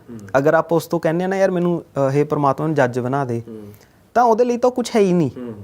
ਤੁਸੀਂ ਮੰਗ ਕੇ ਤਾਂ ਦੇਖੋ, ਸੱਚੇ ਮਨ ਨਾਲ ਮੰਗ ਕੇ ਤਾਂ ਦੇਖੋ। ਉਹ ਤਾਂ ਕਹਿੰਦਾ ਹੋਊਗਾ ਕਿ ਯਾਰ ਤੁਸੀਂ ਘੱਟੋ ਘੱਟ ਇੱਕ ਦੇਸ਼ ਮੰਗ ਲਓ, ਹੈ ਨਾ, ਉਹ ਵੀ ਮੈਂ ਦੇ ਦੂੰਗਾ, ਤੁਸੀਂ ਤਾਂ ਮੰਗ ਹੀ ਕੁਛ ਨਹੀਂ ਰਹੇ। ਬਸ ਆਪਦਾ ਮੰਗਦੇ ਰਹੇ ਹੋ ਤੁਸੀਂ ਹਾਂਜੀ। ਕਿ ਪ੍ਰਮਾਤਮਾ ਮੈਨੂੰ ਜੱਜ ਬਣਾ। ਹਾਂਜੀ, ਮੈਂ ਅੱਜ ਵੀ ਬਹੁਤ, ਮੈਂ ਸਵੇਰੇ ਉੱਠ ਕੇ ਡੇਲੀ ਸ਼ੁਕਰ ਕਰਾਨਾ ਕਿ ਮੈਂ ਵਧੀਆ ਹੈਲਥ 'ਚ ਹਾਂ, ਮੇਰੇ ਮਾਪਿਓ ਮੇਰੇ ਤੋਂ ਖੁਸ਼ ਹੈ, ਮੇਰੀ ਫੈਮਿਲੀ ਖੁਸ਼ ਹੈ, ਮੈਂ ਵਧੀਆ ਸਿਹਤ ਹੈ, ਮੈਨੂੰ ਵਧੀਆ ਜਗ੍ਹਾ ਤੇ ਦੇਤਾ, ਵਧੀਆ ਮਾਨ ਸਨਮਾਨ ਮਿਲਦਾ ਹਰ ਜਗ੍ਹਾ ਤੋਂ। ਇਹਦੇ ਲਈ ਬਹੁਤ ਗ੍ਰੇਟਫੁਲ ਹੈ ਪਰਮਾਤਮਾ ਲਈ, ਕਿਉਂਕਿ ਆਪਾਂ ਪਰਮਾਤਮਾ ਨੂੰ ਕੀ ਆਪਾਂ ਉਦੋਂ ਹੀ ਯਾਦ ਕਰਦੇ ਹਾਂ ਜਦੋਂ ਆਪਣਾ ਕੁਛ ਨਾ ਕੁਛ ਗਲਤ ਜਾਂ ਕੁਛ ਸਹੀ ਨਹੀਂ ਚੱਲ ਰਿਹਾ ਹੁੰਦਾ। ਤੁਸੀਂ ਡੇਲੀ ਯਾਦ ਕਰੋ। ਮਾੜੇ ਸਮੇਂ 'ਚ ਯਾਦ ਹਾਂ, ਤੇ ਨਾਲੇ ਪਰਮਾਤਮਾ ਤਾਂ ਮੰਗਦਾ ਵੀ ਇਹੀ ਹੈ, ਮੈਨੂੰ ਯਾਦ ਹੀ ਕਰ ਲਓ। ਉਹ ਤਾਂ ਆਪਾਂ ਨੂੰ ਇਹ ਵੀ ਨਹੀਂ ਕਹਿੰਦਾ ਕਿ ਯਾਰ ਤੁਸੀਂ ਮੇਰੇ ਲਈ ਇੱਥੇ ਆਓ ਉੱਥੇ ਆਓ, ਤੁਸੀਂ ਘਰੇ ਬੈਠੇ ਹੋ ਯਾਦ ਕਰ ਲਓ, ਘਰੇ ਬੈਠੇ ਧਿਆਨ ਕਰ ਲਓ। ਤਾਂ ਮੈਂ ਆਪਦਾ ਉਸ ਜਰਨੀ 'ਚ ਕਰੋਨਾ ਟਾਈਮ ਮੈਂ ਬਹੁਤ ਧਿਆਨ ਕਰਦਾ ਸੀਗਾ, ਬਹੁਤ ਅਰਦਾਸਾਂ ਕਰਦਾ ਸੀਗਾ। ਤੇ ਮੇਰੀ ਅਰਦਾਸਾਂ ਕਿਵੇਂ ਸੁਣੀਆਂ ਗਈਆਂ, ਜਿਵੇਂ ਮੇਰੇ ਸੁਪਰੀਮ ਕੋਰਟ ਜੌਬ ਕਰਨ ਦਾ ਬਹੁਤ ਜ਼ਿਆਦਾ ਮਨ ਸੀ। ਮੇਰੀ ਸੁਪਰੀਮ ਕੋਰਟ ਜਿਹੜੀ ਜੌਬ ਲੱਗੀ ਉਹ ਉਹਨਾਂ ਜਸਟਿਸ ਨਾਲ ਲੱਗੀ ਜਿਹੜਾ ਅਗਲੇ ਚੀਫ ਜਸਟਿਸ ਆਫ ਇੰਡੀਆ ਆਪਣੇ, ਠੀਕ ਹੈ। ਉਹਨਾਂ ਤੋਂ ਕੰਮ ਸਿੱਖਣ ਦਾ ਮਤਲਬ ਉਹਦੀ ਕੋਈ ਮੋਨੇਟਰੀ ਵੈਲਿਊ ਨਹੀਂ ਹੋ ਸਕਦੀ ਜਿਹੜਾ ਤੁਸੀਂ ਉਹਨਾਂ ਤੋਂ ਕੰਮ ਸਿੱਖਦੇ ਹੋ, ਕਿਉਂਕਿ ਉਹਨਾਂ ਨੇ ਕੱਲ੍ਹ ਨੂੰ ਦੇਸ਼ ਲਈ ਇਸ ਪੋਜੀਸ਼ਨ 'ਤੇ ਸਰਵ ਕਰਨਾ ਹੈ। ਤੁਸੀਂ ਉਹਨਾਂ ਤੋਂ ਸਿੱਖ ਚੁੱਕੇ ਹੋ ਕਿ ਯਾਰ ਅੱਛਾ ਐਂ ਕੰਮ ਕਰਨਾ ਚਾਹੀਦਾ ਹੈ, ਕਿਉਂਕਿ ਅਲਟੀਮੇਟਲੀ ਤਾਂ ਮੈਂ ਵੀ ਉਹੀ ਕੰਮ ਕਰਨਾ ਜੋ ਉਸ ਐਜ਼ ਅ ਸੁਪਰੀਮ ਕੋਰਟ ਜੱਜ ਕਰ ਰਿਹਾ, ਮੈਂ ਲੋਅਰ ਲੈਵਲ 'ਤੇ ਕਰਨਾ। ਫਿਰ ਮੇਰਾ ਮਨ ਸੀਗਾ ਕਿ ਮੈਂ PhD ਕਰਨੀ ਹੈ, ਮੇਰੀ PhD ਵੀ ਹੋ ਗਈ ਨਾਲ। ਮੇਰੀ ਇਹ ਚੀਜ਼ਾਂ ਸੀ ਕਿ ਮੈਂ ਆਪਦੀ ਕਦੇ ਇੰਟੈਲੈਕਚੁਅਲ ਲੈਵਲ ਨਹੀਂ ਘੱਟ ਕਰਨਾ ਚਾਹੁੰਦਾ ਸੀ, ਮੇਰਾ ਉਹ ਚਾਹੁੰਦਾ ਸੀ ਕਿ ਉਹਨੂੰ ਵਧਾਵਾਂ। ਉਹ ਪਰਮਾਤਮਾ ਨੇ ਉਹ ਵੀ ਮੌਕਾ ਦਿੱਤਾ। ਮੈਂ ਚਾਹੇ ਈਵਨ ਮੈਂ 1 ਸਾਲ ਪਹਿਲਾਂ ਲੱਗ ਜਾਂਦਾ ਜੱਜ, then also I will not be able ਕਿ ਮੈਂ ਕਦੇ ਸੁਪਰੀਮ ਕੋਰਟ ਦਾ ਸੁਪਨਾ ਲੈ ਸਕਦਾ ਕਿ ਉੱਥੇ ਜਾਊਂਗਾ ਜਾਂ ਉਹਨਾਂ ਤੋਂ ਕੰਮ ਸਿੱਖੂੰਗਾ ਜਸਟਿਸਿਸ ਤੋਂ। ਮੈਨੂੰ ਪਰਮਾਤਮਾ ਨੇ ਉਹ ਵੀ ਮੌਕਾ ਦਿੱਤਾ ਕਿ ਤੁਸੀਂ ਜਾਓ, ਉਹਨਾਂ ਤੋਂ ਕੰਮ ਸਿੱਖੋ ਤੇ ਉਹ ਆਪਦੇ ਕੰਮਾਂ 'ਚ ਇੰਟਰੋਡਿਊਸ ਕਰਕੇ ਹੋਰ ਵਧੀਆ ਕੰਮ ਸਰਵ ਕਰੋ। ਤਾਂ ਅਰਦਾਸ ਕਰਨੀ ਚਾਹੀਦੀ ਹੈ ਪਰਮਾਤਮਾ ਨੂੰ, ਆਪਦੇ ਮਾਂ-ਪਿਓ ਦੀ ਇੱਜ਼ਤ ਕਰੋ ਤੇ ਆਪਦੇ ਤੇ ਕਦੇ ਵਿਸ਼ਵਾਸ ਕਰਨਾ ਨਾ ਛੱਡੋ। ਦੈਟ ਇਜ਼ ਦਾ ਕਰਕਸ ਕਿ ਤੁਸੀਂ ਤਿਆਰੀ ਆਪਦੀ ਵਧੀਆ ਪਰਸਿਊ ਕਰ ਲੈਂਦੇ ਹੋ। ਬਹੁਤ ਬਹੁਤ ਸ਼ੁਕਰੀਆ, ਬਹੁਤ ਬਹੁਤ ਧੰਨਵਾਦ। Thank you so much. ਤਾਂ ਮੈਂ ਕਿ ਪੰਜਾਬ ਦਾ ਮੁੰਡਾ ਹਰਿਆਣੇ ਦੇ ਵਿੱਚ ਜੱਜ ਬਣ ਗਿਆ ਔਰ ਜੁਆਇਨ ਕਰਨ ਜਾ ਰਿਹਾ ਬਹੁਤ ਜਲਦ ਇਹ, ਔਰ ਨਾਲ ਹੀ ਇਹਨਾਂ ਨੇ ਆਪਣੀ ਜ਼ਿੰਦਗੀ ਦੇ ਬਿਹਤਰੀਨ ਤਜਰਬੇ ਸਾਂਝੇ ਕੀਤੇ ਹੈ ਕਿ ਡਿੱਗ ਕੇ ਢਹਿ ਕੇ ਬੰਦਾ ਖੜਾ ਹੁੰਦਾ, ਫਿਰ ਉਹ ਭੱਜਣ ਲੱਗਦਾ ਹੈ ਔਰ ਫਿਰ ਆਪਣੀ ਮੰਜ਼ਿਲ ਤੇ ਪਹੁੰਚਦਾ। ਕੁਝ ਇਹੋ ਜਿਹੀ ਇਹਨਾਂ ਦੀ ਕਹਾਣੀ ਹੈ। ਕਈ ਵਾਰ ਫੇਲ ਹੋਏ ਪਰ ਅਖੀਰ ਦੇ ਵਿੱਚ ਪਾਸ ਵੀ ਹੋਏ ਆ ਔਰ ਹਿੰਮਤ ਨਹੀਂ ਹਾਰੀ। ਸਭ ਤੋਂ ਵੱਡੀ ਚੀਜ਼ ਹਿੰਮਤ ਹੈ। ਹਿੰਮਤ ਰੱਖ ਕੇ ਬੰਦਾ ਕੋਈ ਵੀ ਅਚੀਵਮੈਂਟ ਹਾਸਲ ਕਰ ਸਕਦਾ।